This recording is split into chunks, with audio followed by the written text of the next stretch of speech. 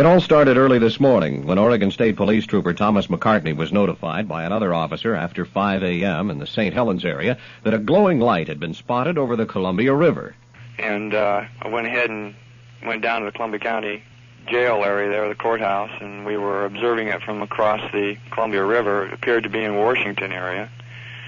It was a glowing light that seemed to be up behind a hill, kind of a dome-shaped, light, orange, diffuse.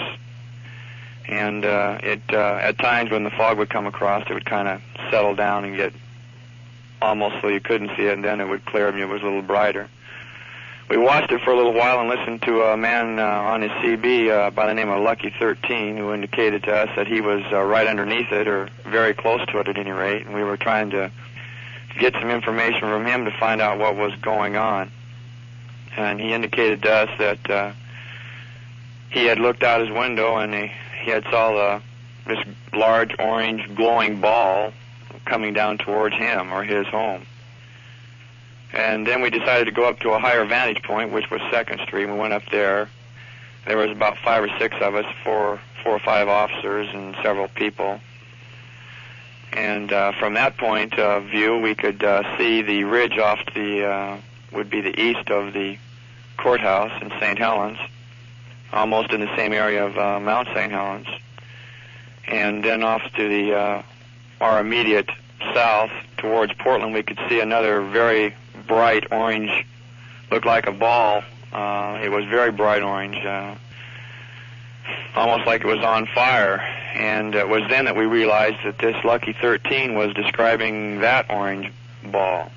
And we watched it briefly and started looking at the hill again for the other orange light. And when we turned around, the other ball, the very bright ball, which seemed to be over the river itself, was gone. CB operator then told Trooper McCartney he thought the object had gone into the Columbia River. McCartney radioed headquarters that a plane may be down in the river. Portland airport officials could not verify any aircraft on radar. And in that area, the state trooper looked again where the object supposedly went to the river and found nothing. McCartney doesn't know what it was that he saw. I don't really know if it was a UFO. I don't really know if I even believe in that kind of thing. But it was certainly something that I wasn't used to seeing before, and I haven't been able to verify anything else about it. He did, however, record the sound emanating from the area where the object was spotted.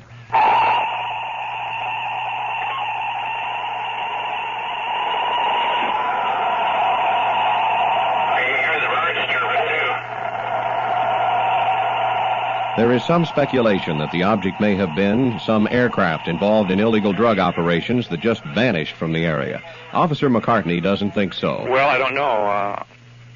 It's a possibility. I wouldn't rule it out, but I would think that if you were dealing in drugs, you wouldn't want to illuminate yourself out there at night like that. The Coast Guard, which sent a helicopter and vessel to the location, also came up empty-handed, according to Mike Dyer. But we did search the area, an auxiliary vessel and a Coast Guard vessel, with negative results.